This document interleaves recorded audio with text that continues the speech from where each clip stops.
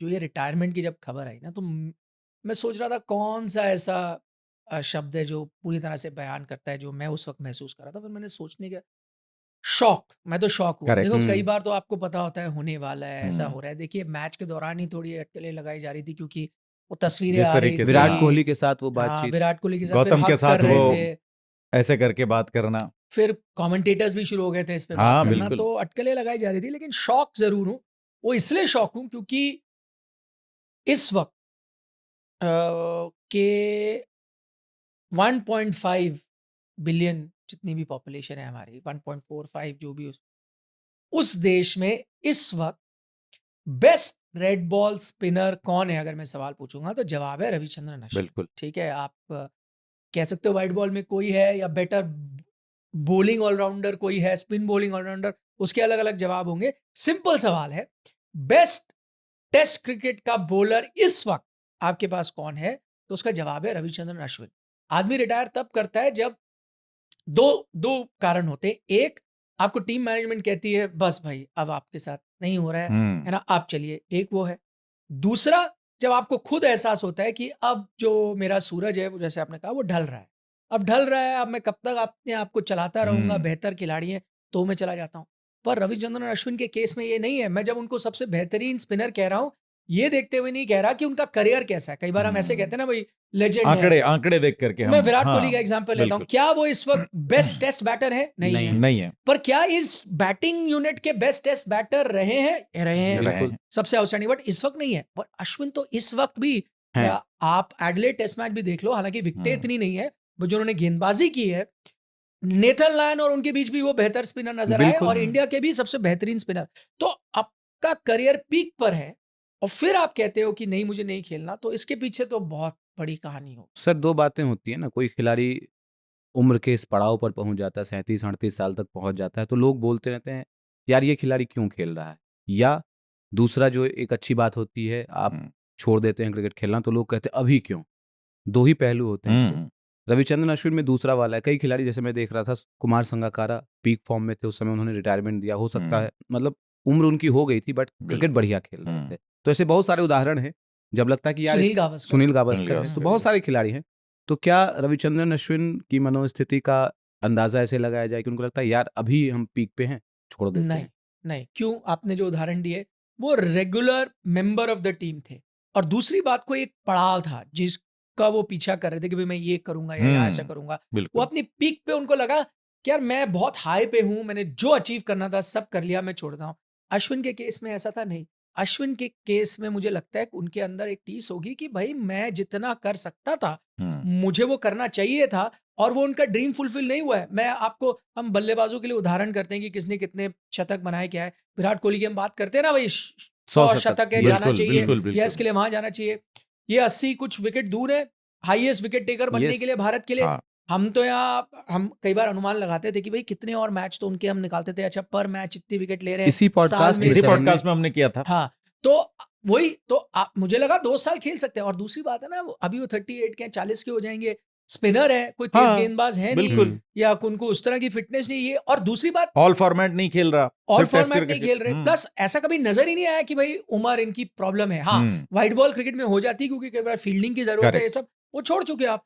Test cricket ये खेल सकते थे और मैं वही कह रहा हूँ, उन खिलाड़ियों का जो आपने उदाहरण दिया, उनकी प्यास बुझ चुकी थी। उन्होंने लगा भई जहाँ तक हमने जाना था हम चले गए। हुँ, अश्विन जितने एम्बिशियस हैं, अश्विन जितने अच्छे गेंदबाज हैं, क्या उनकी प्यास बुझ गई होगी? अभी तो उन्होंने नहीं कोई बयान दिया, मुझे नहीं लगता। मुझे तो हुँ, लगता है कहीं न कहीं भारतीय क्रिकेट को ओवरऑल, अब हम उनके करियर के बारे में बात करेंगे, काफ़ी नाइंसाफ़ी की है भारतीय क्रिकेट ने। अगर भारतीय क्रिकेट की तरफ से आप और हम नुमाइंदगी होते, अगर हम रिप्रेजेंटेटिव होते, हुँ, तो हमें हाथ जोड़कर उनसे माफ़ी भी माँगनी चाहिए कि भई we were unfair to you, हुँ। हुँ। जो तो उनका करियर रहा है। निखिल भाई सवाल यहाँ से यही उठता है कि जो आपने तमाम बातें की, जो कसीदे पढ़े उनके लिए, वो वाक़ई हर हिंदुस्तानी इस वक़्त आई थिंक यही सेंटिमेंट जो है पॉपुलर सेंटिमेंट यही है अभी अश्विन के लिए कि भाई वाक़ई हमें शर्मिंदगी है इस बात की, कि वो खिलाड़ी जिसने इतनी सेवाएँ दी वो जा रहा है। सवाल यहाँ पर कई हैं। एक सवाल ये है कि रोहित शर्मा के बारे में हम लोग ज़िक्र कर रहे थे इस पॉडकास्ट से ठीक पहले कि रोहित शर्मा मतलब अश्विन जो है एडिलेड में भी खेलने को बहुत ज़्यादा कीन नहीं थे और पर्थ में रोहित शर्मा नहीं थे। 3-4 दिन निकलने के बाद टेस्ट मैच के लैंड करते हैं रोहित शर्मा पर्थ में, और इसके बाद वहां पर उनको ये पता चलता है कि वो ऐसे ऐसे बात है, तो वो फोर्स करते हैं, रिक्वेस्ट करते हैं कि आप Adelaide at least pink ball test match खेलो। तो एक चीज तो क्लियर है कि इस पूरे एपिसोड में रोहित शर्मा की इन्वॉल्वमेंट नहीं है, या क्योंकि कम वो है। गैर मौजूदगी थी उनकी। नहीं, हाँ, लेकिन ये भी फिर और देखिए ना, नहीं, मैं कंप्लीट कर लूं। वो गैर मौजूदगी थी उनकी, और वो आकर के अगर ऐसा ही होता तो शायद वो रिक्वेस्ट ही नहीं करते, क्योंकि उनको पता होता है ये चीजें। आज भी जब प्रेस कॉन्फ्रेंस में उसके बॉडी लैंग्वेज को देखें, रोहित शर्मा के फेस को देखें, तो आई थिंक बहुत कुछ वो फेस बयां कर रहा था रोहित शर्मा का भी। मे भी हो सकता है एक साथी जा रहा है तो इमोशनल भी होंगे, चलिए हम उसको कंसिडर नहीं करते। लेकिन पर्थ में जब वो आते हैं तो पता ये चलता है कि अश्विन एडिलेड में भी खेलने के पक्ष में नहीं है। वो मनाते हैं pink ball test match, Ashwin खेलते हैं। इसका मतलब ये है कि रोहित के गायबाने में अश्विन के लिए पूरी पटकथा लिखी जा चुकी थी। जो भी भसड़ हुई है, जो भी डिस्प्यूट हुआ है, वो सब रोहित के पीठ पीछे पर्थ टेस्ट मैच से पहले, यानी कि ऑस्ट्रेलिया जब टीम इंडिया लैंड कर गई, वहां से ही शुरू होता हुआ लगता है।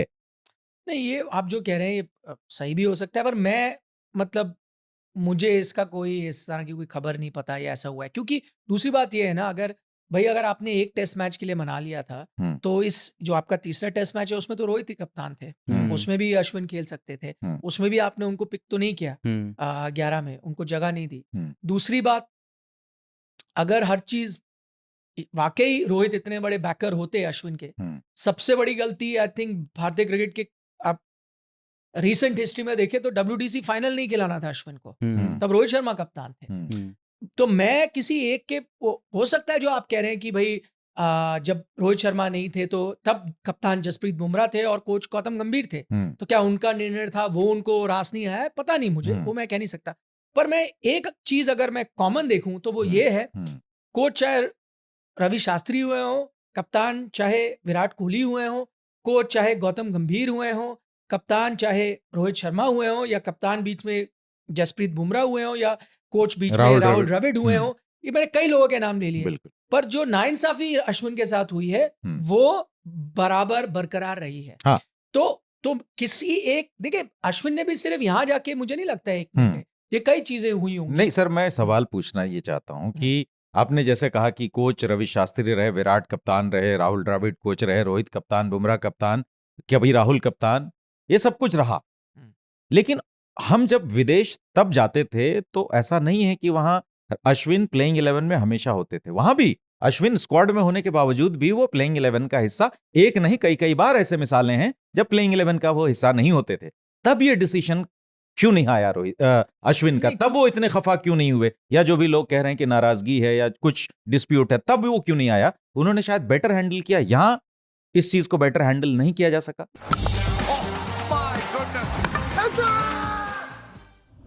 इस कहानी में ट्राइबलिज्म है, इस कहानी में फिरका परस्ती है, इस कहानी में तुर्की के राष्ट्रपति की अपनी महत्वाकांक्षाएं हैं। आज के डेट में Syrian airbase, naval base, missile capability सब खत्म, साइंस रिसर्च सब खत्म, ध्वस्त कर दिया। वही बड़ी बड़ी प्रतिमाएं जो है धूल धूसरित हो रही हैं, वही जश्न मन रहा है, और इसका मतलब है कि कभी यही आदमखद मूर्तियां अपने जीते जी इन लोगों ने लगाई थी, क्योंकि इन्हें भरोसा था कि हम ही रहने वाले हैं। फैशन मैगजीन है वोग, उसने बशर अल असद की वाइफ के लिए द रोज इन डेजर्ट। बिल्कुल। तो क्या ये कहा जा सकता है कि लोगों ने अब चुनावों का इंतजार करना बंद कर दिया है? भारत की जो फॉरेन पॉलिसी है यह है कि हम दूसरों के फटे में टांग अड़ाना हम लोग बंद कर दिए हैं। तो वो आलसीपना हम लोगों को छोड़ देना चाहिए कि चीजों को हम देखें कि bad guys versus good guys. यहाँ पर bad guys versus bad guys हो रहा है।